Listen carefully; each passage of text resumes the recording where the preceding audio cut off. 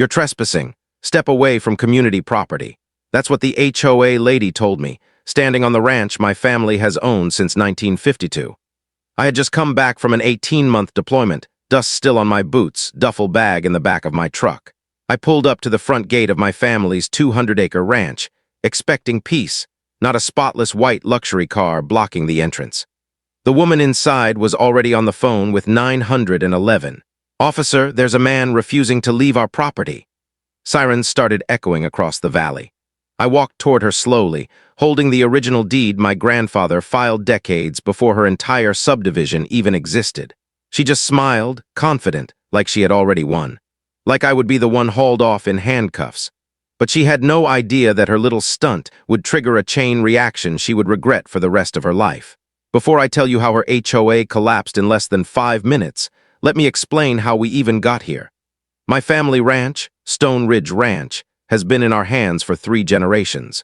My grandfather homesteaded it with nothing but grit and a handshake agreement with the county back in the early 1950s. I'm 3rd-generation military. I work in engineering, water rights, land surveying, all the boring paperwork stuff people hate. But it saved our ranch later. The ranch isn't some cute countryside hobby.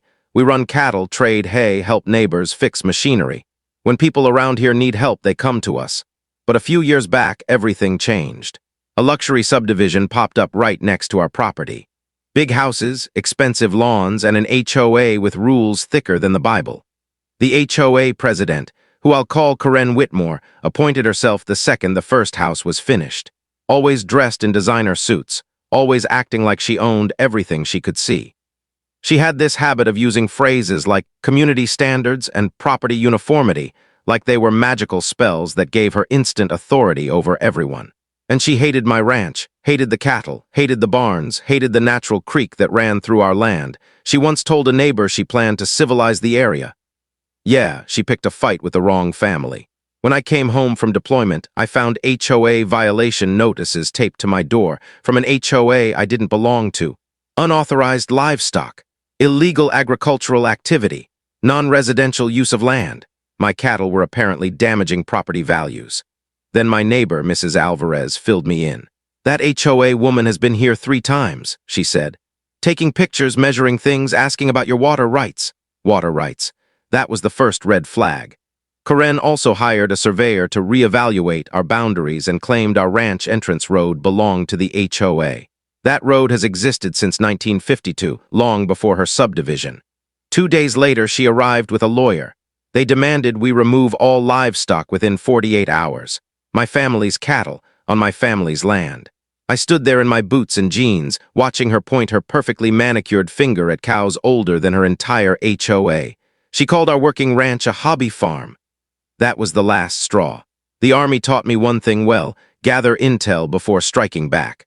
So I spent 3 days at the county courthouse digging through old records, and I found something incredible. Our ranch was grandfathered under agricultural zoning since 1952.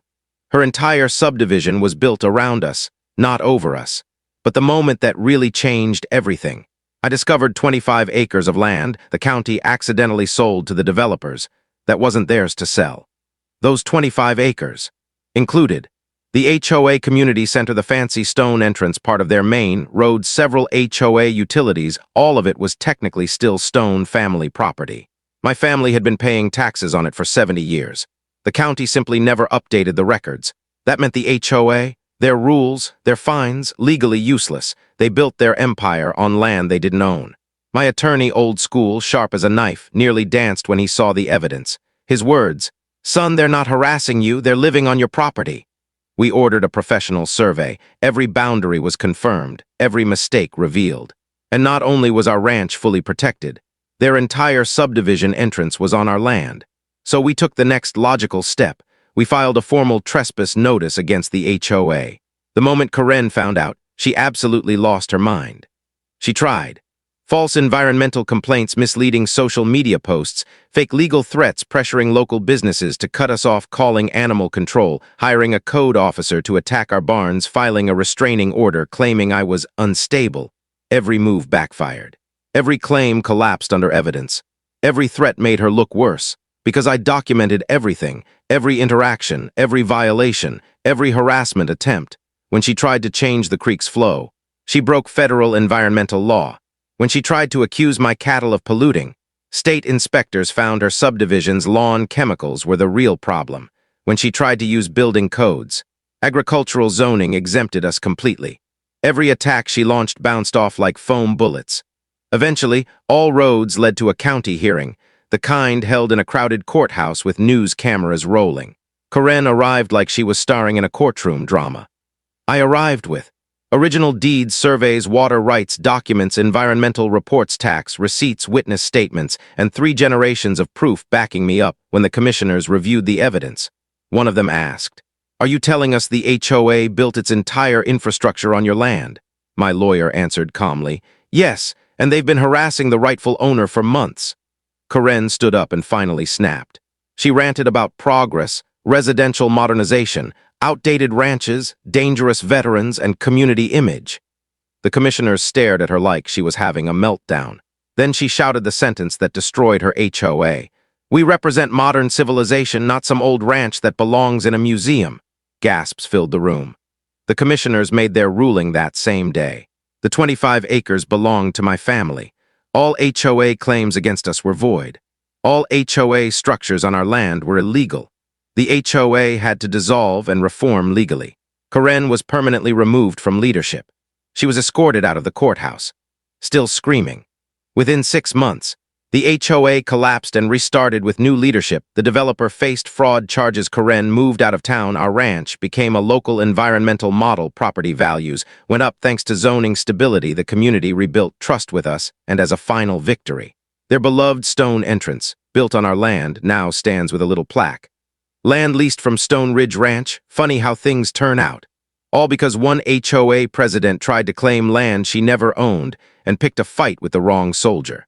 If you enjoyed this wild HOA story, make sure you subscribe to HOA Central, hit the like button, and turn on notifications.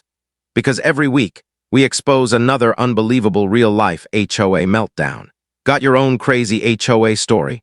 Drop it in the comments. Your episode might be next.